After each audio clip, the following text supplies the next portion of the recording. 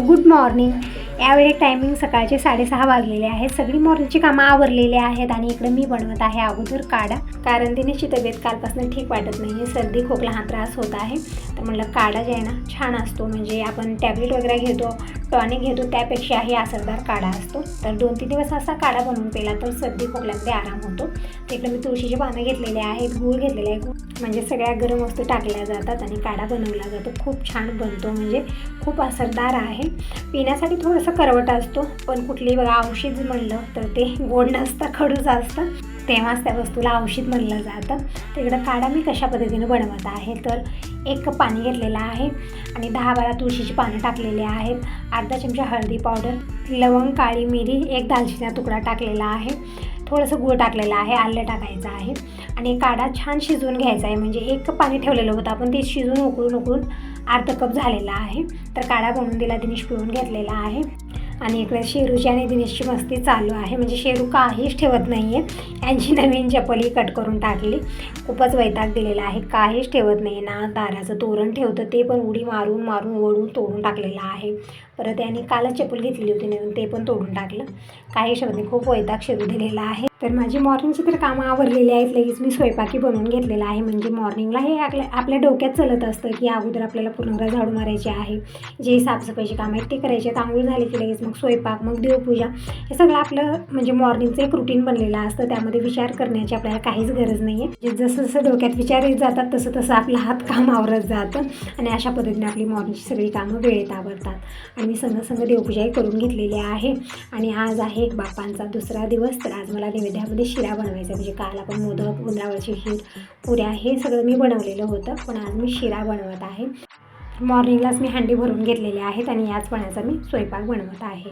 तर इकडं मी रवा भाजत ठेवलेला आहे, रव्यामध्ये 1 चमचा तूप टाकून व्यवस्थित भाजून घ्यायचं आहे कमी गॅसवरती आणि इकडच्या साईडला मी पाणी गरम करायला ठेवते, म्हणजे शिऱ्यामध्ये टाकण्यासाठी आपल्याला लागणार आहे, गार पाणी टाकायचं नाही आहे। तरी तर रवा हलकासा गरम झालेला आहे, आता मी टाकलेला आहे 1 ते 1.5 चमचा तूप आणि व्यवस्थित आपल्याला हे भाजून घ्यायचं आहे। खूप छान आणि मऊसूत शिरा बनून तयार होतो। तर बाप्पांसाठी वेगवेगळ्या प्रकारची थाळी तयार होते, म्हणजे मोदक ही भरपूर साऱ्या प्रकारचे आपण बनवू शकतो, आणखीन खीर, भात हे सगळं बनवतो आपण, पण मी आज शिरा आणि भात हेच बनवत आहे। आणि आज आम्हाला स्टँडही बनवायचं आहे, तर किचनपासून फ्री होते, जी माझी कामं आहेत ती सगळी मी आवरून घेते आणि स्टँड बनवते। म्हणजे आज दिनेशला सुट्टी आहे, रविवार आहे आज, तर उद्या परत दिनेश कॉलेजला जाणार आणि आपली गौरी आगमन जे आहे ना ते मंगळवारी रात्री होणार आहे 12 वाजता। तर दिनेश म्हणत होता की मम्मी मी कॉलेजहून आल्यानंतर उद्याच्याला मी स्टँड बनवतो, पण त्या दिवशी होणार नाही, कारण ते सगळे जॉईन करणं, ते कुठलं नट कुठली आहे, म्हणजे ते तर माझ्या डोक्याच्या बाहेर आहे, मला जमतच नाही आहे। दीपक करायचा वर्षाला, पण आता सगळी जिम्मेदारी दिनेशवरती आहे, त्याला एकट्याला करायचं आहे, कारण मलाही ते जमणार नाही, म्हणजे कशा पद्धतीने ते जॉईंट करायचं आहे, कुठली रॉड कुठं लावायची आहे मला समजत नाही आहे। ते स्टँड बनवणं खूपच टफ वाटतं मला, पण दिनेशला दीपकला सोपं जातं आणि त्यांच्या पप्पालाही जमतं, पण तेही गॅरेजमधनं येत नाही, त्यांना तिथंच कामं असतात। आणि जेव्हा मी व्हॉईस ओव्हर देत आहे ना त्यावेळेमध्ये घरच्या साईडला बांधकाम चालू आहे, इतकं गर्दी करत आहेत, इतका आवाज करत आहेत ना, त्याचाच आवाज तुम्हाला माझ्यापेक्षा जास्त येत आहे। तिकडे मी शिरा बनवला, म्हणजे रवा व्यवस्थित भाजून घेतला, उकळतं पाणी टाकलं, छान शिजून घेतलेलं आहे, नंतर साखर टाकली आणि ड्रायफ्रूट टाकलेले आहेत, बघू शकता एकदम छान असा मऊसूत शिरा बनून तयार आहे। तर इकडे भात आणि शिरा म्हणजे नैवेद्य थाळी तयार झालेली आहे। दिनेशला म्हणलं तोपर्यंत तू बाप्पांची पूजा करून घे, म्हणजे देवपूजा मी केलेली आहे, नंतर नैवेद्य पण मी बनवलं, तोपर्यंत दिनेश इकडं बापांची पूजा करत आहे आणि आम्ही आरती करून घेऊ, मग नैवेद्य दाखवते। म्हणजे पूजा झाली, बापांना नैवेद्य दाखवला की मग मी किचनच्या कामापासून फ्री होते, मग कपडे भांडी जी आहे ते निवांत होत राहतील, मग परत आम्हाला स्टँड बनवायचा आहे। परत थोडीफार तयारी असतेच असते, आता सण म्हणल्यानं कसं गौरी आगमन, तर आपल्याला तयारी खूप सारी असते, जसं गणेश आगमनाच्या अगोदरी अशीच धावपळ होती आणि गौरी आगमनाच्या अगोदरी अशी धावपळ आपली होणार आहे। मला फराळीचंही बनवायचं आहे, खूप काही वस्तू बनवायच्या आहेत आणि मी जे बनवेन पूर्णपणे व्हिडिओमध्ये शेअर करत असते। तर एकच म्हणेन, व्हिडिओ पूर्ण बघा, आवडला तर लाईक करा, पहिल्यांदा बघत असाल तर चॅनलला सबस्क्राईब करा, कमेंट करून नक्की सांगा की तुम्हाला माझे व्हिडिओ कसे वाटतात। आपल्या बापांची पूजा झालेली आहे, आता आरती करून घेऊया आणि नैवेद्य दाखवते आणि बाकीची कामाला मग सुरुवात करूया। म्हणजे देवाच्या पूजापासून आपण दिवसाची सुरुवात केली ना, खरंच आपला दिवस खूप छान जातो आणि आपला मूडही दिवसभर खूप छान फ्रेश राहतो। म्हणून मॉर्निंगला जितकं लवकर होईल तितकं मी पूजा करायचा प्रयत्न करते, पण कधी कधी मला लेट होतो कारण आपली घरची कामं खूप सारी होतात आणि सगळ्यांना अगोदर आवरून द्यायचं असतं, ज्यांना बाहेर जायचं आहे त्यांचं आवरून द्यायचं असतं, मग जेही आपलं म्हणजे नंतरचं जी टायमिंग आहे ते आपलं असतं. इकडं बापांना नैवेद्य दाखवलं, मनोभावे दर्शन करून घेऊया आणि मग कामाला सुरुवात करूया. तर इकडं दिनेशला मी शिरा खायला दिलेला आहे आणि यांचा रविवारचा उपवास आहे तर त्यांच्यासाठी पोहे बनवत आहे मी. स्वयंपाक बनलेला आहे, आता पटकन पोहे बनवून घेऊ. बघू शकता किचनवरती खूप पसारा झालेला आहे. तर हो, स्वयंपाक झाला आणि जेवण झालं की पसारा खूप होतो. एक वेळचं जेवण होईपर्यंत हा पसारा आपला असाच असतो, मग नंतर मी निवांत आवडते. तर किचन काम मी स्वच्छ करून घेतलेलं आहे आणि इकडं बाबांसाठी पाणी पण गरम केलं, त्यांचं पाणी संपलेलं होतं. तर यामध्ये ते काहीतरी आयुर्वेदिक काड्या असतात ते पण मी उकळून टाकलेले आहेत. पाणी ठेवून येते अगोदर मी. तर अशी छोटी छोटी कामं आपली होऊन जातात आणि त्यामध्ये वेळ कसा जातो अजिबात कळत नाही आहे. तर अगोदर मी बाबांचं पाणी ठेवून आलेले आहे आणि पटकन पोहे बनवून घेऊ. स्वयंपाक तर झालेला आहे, कपडे मशीनला लावते आणि मग आम्ही स्टँड बनवायला सुरुवात करतो. म्हणजे त्यामध्ये वेळ भरपूर लागणार आहे आणि सगळे रॉडा ज्या वरच्या साईडला ठेवलेले आहे ते एकट्याला खाली घेता येणार नाही. तर दिनेशला म्हटलं तोपर्यंत तू वरती चढ आणि ते स्टँडचे जे आहेत जे हे रॉडा मला खाली दे, म्हणजे मी खाली ठेवून देते. मग नंतर त्याची थोडीशी साफसफाई, म्हणजे आपण वरच्या साईडला ठेवतो आणि तिथे आपली नजर जात नाही, त्यामुळे धूळ वगैरे खूप जमा होते त्यावरती. तर ते स्वच्छ पण करायचं आहे. मग नंतर स्टँड बनवायला सुरुवात करायची आहे आणि मला चकलीसाठी काही जिन्नस भाजून द्यायचे आहे दळण्यासाठी, ते पण तयारी करायची आहे. तर खूप काही कामं आहेत, म्हणजे आता हे 4-5 दिवस इतके धावपळीचे आहेत ना, किती करत जा म्हणजे आपल्याला वेळेची कमी जाणवते. आणि तुम्ही विचारत होता ताई तू सकाळी किती वाजता उठते? तर अगोदरचा रुटीन माझा थोडासा वेगळा होता. म्हणजे दिनेश कॉलेजला जायचा आणि 7 वाजता टिफिन रेडी करायचं होतं, त्याला रेडी करायचं राहायचं मला. तर मी 4 वाजता उठायचे, कधी कधी 4:30ला उठायचे. पण आजकालचा रुटीन थोडासा निवांत झालेला आहे, तितकी धावपळ नाही आहे कारण टिफिन वगैरे नेत नाही दिनेश, इथं जेवण करू आणि 8 वाजता जातो, म्हणून आजकाल माझी तितकी धावपळ होत नाही आहे. तर मी 5 वाजता उठते, तर कधी कधी 5:30 वाजता उठते. म्हणजे ज्या दिवशी आपल्याला कामाचा जास्त लोड आहे, जास्त कामं आपण ठेवलेली आहेत, त्या दिवशी मात्र मी थोडंसं लवकर 5 वाजता उठते, नाहीतरी निवांत मी 5:30 कधी कधी 6 पण वाजत आहेत. असं माझा आजकालचा रुटीन झालेला आहे. तर इकडे पोहे मी स्वच्छ धुवून घेतलेले आहेत आणि सगळे मसाला वगैरे मी घेतलेला आहे जवळ, म्हणजे जेव्हा आपण पोहे बनवू किंवा भाजी वगैरे बनवू खूप किचनमध्ये पसार होतो कारण ते सगळे डबे ठेवतो. कढईमध्ये मी 2 चमचे तेल घेतलं, मोहरी टाकलेली आहे अर्धा चमचा. मोहरी तडकते तोपर्यंत मी कढीपत्ता घेऊन येते. तर कढीपत्ता आणलेला आहे, बाकीची पूर्ण तयारी केलेली आहे. कांदा, हिरवी मिरची, टमॅटो सगळं मी बारीक कट करून घेतलेला आहे आणि इकडे मोहरी पण छान चटकलेली आहे. तर आता टाकूया अर्धा चमचा जिरं आणि इकडे जे भिजवलेले पोहे आहेत त्यामध्ये मी चवीपुरतं मीठ टाकलेलं आहे. यामध्ये आपण साबूत शेंगदाणे, डाळू हे पण टाकू शकता, पण मी वाटण केलेली शेंगदाणे म्हणजे भाजून वाटण करून ठेवते भाजीसाठी, तेच मी कूट टाकत असते. छान पोहे बनवून तयार होतात. तर इकडं कढीपत्ता, कांदा, हिरवी मिरची टाकलेली आहे, व्यवस्थित परतून घेऊया आणि एकदम गोल्डन ब्राऊन कांद्याला करायचं नाही, हलकासा कच्चेपणा गेला की त्यामध्ये मी अर्धी वाटी शेंगदाण्याचा कूट टाकलेला आहे, हळदी पावडर टाकलेली आहे. परतून घेतल्यानंतर मी 1 टोमॅटो टाकलेला आहे, परतून घेऊया आणि यामध्ये भिजवलेले पोहे टाकून मिक्स करूया. तर बघू शकता एकदम झटपट पोहे बनवून तयार होतात ना. जेव्हा घाई गडबड आहे, कोणीतरी पाहुणे आलेले आहेत, त्यावेळी खूप मोठा प्रश्न पडतो की आता काय बनवायचं. सुशेला किंवा पोहे खूप कमी वेळात बनतात आणि खाण्यासाठी खूपच टेस्टी लागतात. तर छान मिक्स करून घेऊया आणि थोडा वेळ कमी गॅसवरती झाकून ठेवूया. पोहे बनवून तयार झालेले आहेत, यांचं खाणं पिणे झाले, परत गॅसला गेले आणि दिनेश घरी आलेला आहे आणि माझी सगळी कामं आवरली आहेत. म्हणजे जेवण खाणं झालं, भांडे झालेले आहेत आणि कपडे मी मशीनला लावले. हातमध्ये थोडा वेळ लाईट गेलेली होती, आत्ता आलेली आहे. तर निवांत मशीन आपलं काम करत राहील. तर आमचे राजकुमार वरती चढलेले आहेत आणि अगोदर दिले हातामध्ये झाडू, म्हणजे वरच्या साईडला हात जात नाही माझा आणि नजर पण जात नाही आहे, त्यामुळे तिथं जाळ्या धुरळा खूप झालेला आहे. तर दिनेशला मला अगोदर ती साफसफाई कर, मगच मला ते स्टँडच्या रॉडा काढून दे. तर झाडू मारलेले आहे. तर आता मी एक रॉडा घेते आणि खालच्या साईडला ठेवून देते, म्हणजे इथंच हॉलमध्येच मी स्टँड बनवणार आहे, कारण रूममध्ये बनवेन तर बाहेर आणता येणार नाही तयार झाल्यानंतर, असं होतं. मग इथंच मी बनवणार आहे. आणखीन टाईम आहे, म्हणजे मंगळवारी 12 वाजता आम्हाला गौरी आगमन करायचं आहे, पण स्टँड वगैरे बनवणं ही तयारी जी आहे ना आम्ही अगोदरपासूनच लागलेली आहे, कारण दिनेशचं कॉलेज असतं, मलाही खूप सारी कामं आणि स्टँड वगैरे बनवणं मला जमणार नाही आणि दिनेशच्या पप्पांनाही तसंच आहे, ते पण घरी येऊन बनवणं निवांत होणार नाही आहे आणि थोडासा वेळही लागतो याला जास्त, कारण ते रॉडा म्हणजे कुठली रॉड कुठं लावायची आहे ते तर खूप डोकं लावावं लागतं, समजतच नाही आहे. आणि आज बोलणं थोडंसं व्यवस्थित येत नसेल, कारण कामाची तर घाई गडबड आहेच मला, म्हणजे जसं गौरी आगमनाची मी तयारीमध्ये आहे, वेळेची कमी आहे, त्यामुळे थोडीशी घाई गडबड होत आहे. बोलण्यामध्ये कुठली चूक झाली तर त्याबद्दल मी अगोदर सॉरी म्हणत आहे, कारण नंतर ताई कमेंट करून म्हणतात की ताई याला असं म्हणायचं नव्हतं, तू इथं असं म्हणली. खूप साऱ्या चुका मी करत असते घाई गडबडीमध्ये, त्यामुळे मी अगोदर सॉरी म्हणत आहे. आणि खूप इथं गर्दा चालू आहे, म्हणजे घरच्या पाठीमागं शाळा आहे, तुम्हाला माहिती आहे, तिथं तरी माईक लावून इतका गर्दा करत आहेत ना, त्याचा आवाज इकडंच येत आहे, त्यामुळे मला डिस्टर्ब खूप होत आहे आणि घरच्या साईडला बांधकाम, तिथं दिवसभर खाटकूट ते आवाज येत आहे. त्यामुळे मला खूप डिस्टर्ब झालेला आहे आज.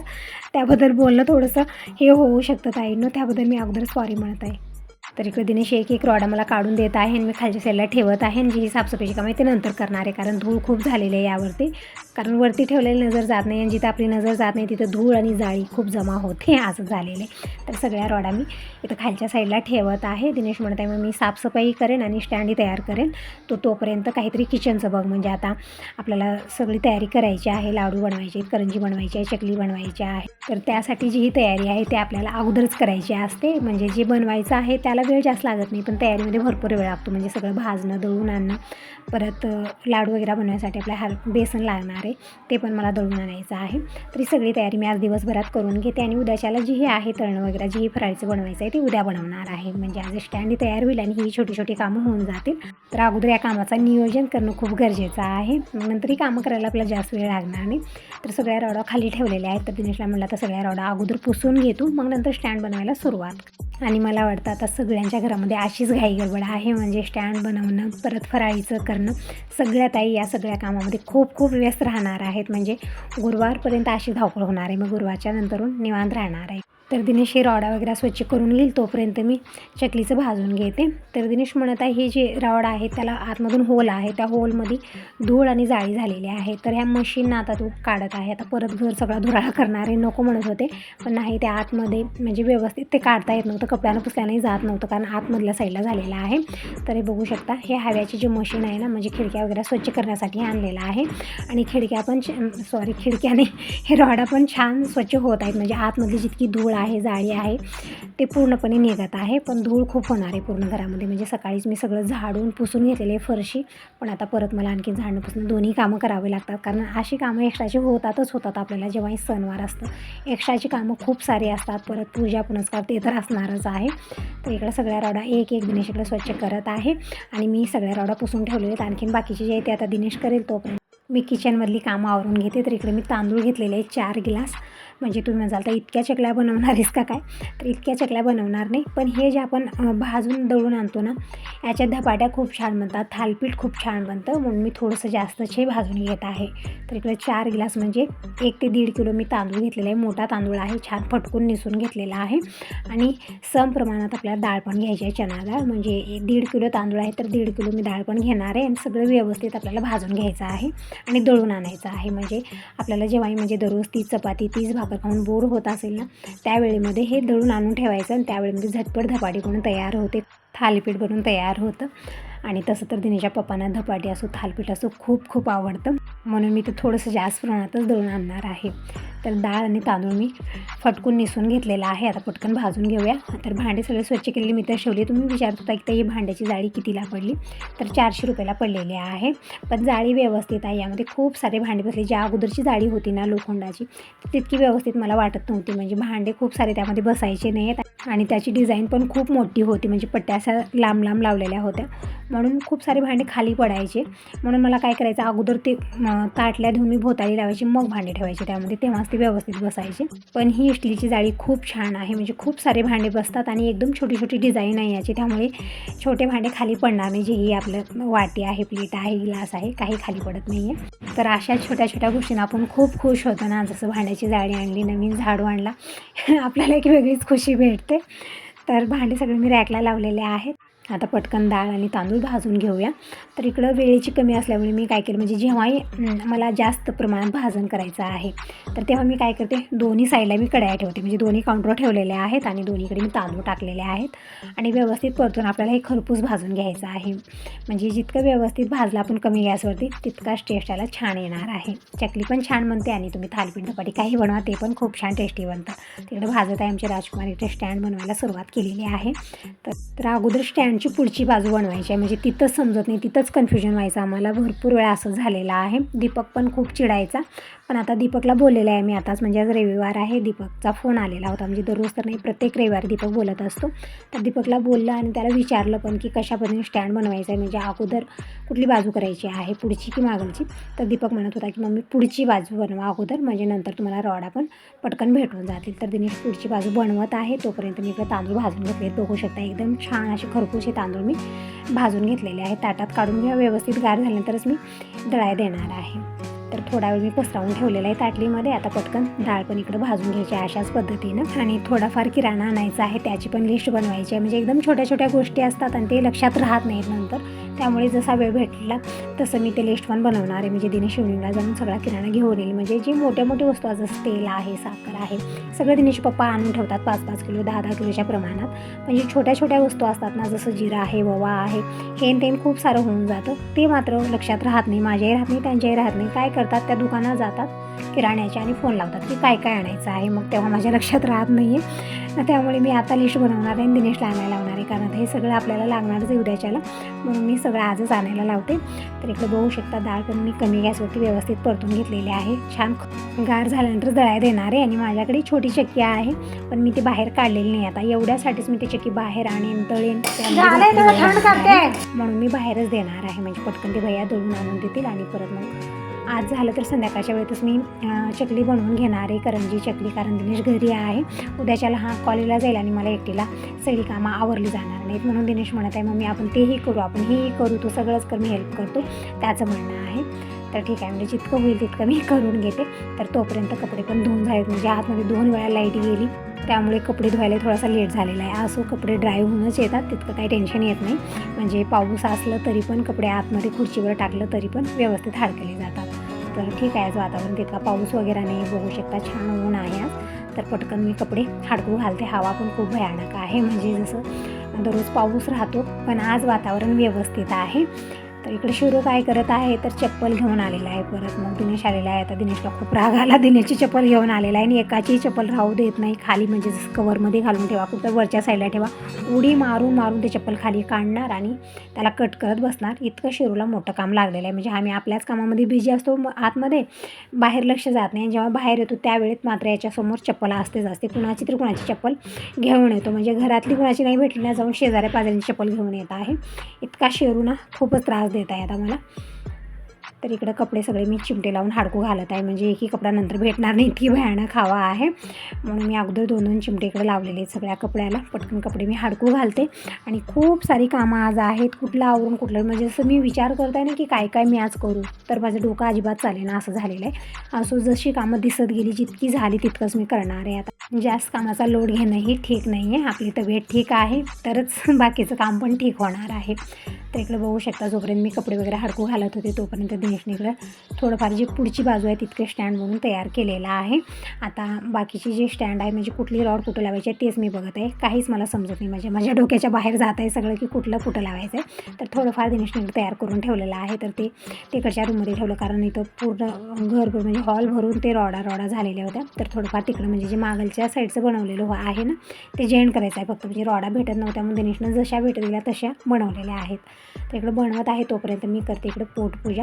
तर पपई आणलेली आहे, तर पपई खायला घेतलेली आहे. दिनेशला पण म्हणलं अगोदर खाऊन घे पपई, मग नंतर तू निवांत बनव, तोपर्यंत मी किचनची कामं आवरते. तर इकडे पपई मी घेतलेली आहे. तर तुम्ही सगळेजण कसला वेट करता, या सगळेजण पपई खायला. तर पपई खाऊन झालेले आहे. स्टँड पण पुढची बाजू बनलेली आहे. आता जितकं राहिलं आहे तितकं बनवायचं आहे, पण ते एकट्याला जमणार नाही आहे. तर दिनेश तेच म्हणत आहे, मग मी एकट्याला जमणार नाही, मी पकडतो तू नटबोल्ड लाव, किंवा तू पकड मी नटबोल्ड लावतो असं. तर मी म्हटलं मीच नटबोल्ड लावते, तू ते पकडून थांब. तर दिनेश इकडे पकडून थांबलेला आहे आणि मी सगळीकडे हे नटा लावत आहे, पण जमत नव्हतं. तरी पण बघा, प्रयत्न केल्यानं कुठलीही वस्तू येणं असं काही नाही आहे. अगोदर असं वाटतं की आपल्याला ते जमणारच नाही आहे, पण असं काही नाही आहे. आपण प्रयत्न केलो तर असं नाही की कुठलंही आपल्याला येणार नाही आहे. तर इकडे मी नट बोल्ट लावत आहे व्यवस्थित. दिनेश म्हणत आहे म्हणजे पाण्याने हे टाईट करायचं असतं. तर दिनेश म्हणत आहे की नंतर आपण पाण्याने टाईट करूया, अगोदर बनवूया स्टँड व्यवस्थित बनतं की नाही. एकही यामधलं रॉड गलत बसलं तर पूर्ण काढावं लागतं. त्यामुळे सगळ्या जे नट बोल्ट आहेत ना, ते लूजच बसवलेले आहेत. त्यामुळेच कोणीतरी एकजण हे रॉड अशा पद्धतीनं धरून थांबायची गरज आहे, कारण ते लूज बसवलेले आहेत. तर असं इकडं फायनली स्टँड म्हणून तयार झालेला आहे. आता फक्त हे जे नट आहेत ना ते फिट करायचे आहेत. म्हणजे हे व्यवस्थित बसलेले नाहीत, हालत आहेत. नटबोल्ट टाईट केल्यानंतरच हे व्यवस्थित होणार आहे. तर दिनेश निवांत ही सगळी कामं करून घेईल, तोपर्यंत मी बाकीची कामं आवरून घेते. मला वस्त्रमाळा पण बनवायची आहेत. म्हणजे 2 दिवस झाले मी तुम्हाला म्हणत आहे की वस्त्रमाळा बनवायची आहेत, मला वाती बनवायच्या आहेत, पण होतच नाही. ही कामामध्ये वेळ कसा जातो, कसा दिवस जातो मला कळत नाही. तसं झालेलं आहे. आणि मॉर्निंगची तर कामं इतकी धावपळीची होतात आणि त्यानंतरचा जो वेळ आहे ना ते अशा पद्धतीनं जात आहे माझा, तर वेळच भेटेना असं झालेलं आहे. तर असं हे एक मोठं काम झालेलं आहे स्टँड बनवणं. बनवण्याचं. तर स्टँड बनलं आणि तोपर्यंत तिकडं डाळ तांदूळ हे पण व्यवस्थित गार झालेलं आहे. तर दोन्ही मी एकजीव करून घेतले, म्हणजे मिक्स करून घेतलं. यामध्ये मी ओवा टाकलेला 1 ते 1.5 चमचा, म्हणजे छान फ्लेवर येतो. आणि जिरं पण टाकू शकता, मी फक्त ओवा टाकला, छान मिक्स केलेला आहे. आणि त्या भैयांना पण फोन लावला, म्हणजे घरच्या साईडलाच त्यांचं घर आहे, पण दुकान इथं नाही, म्हणजे जे दळून आणण्याचं आहे ते खूप दूर आहे. तर ते बाईकवर नेतात, दळून आणून देतात घरी.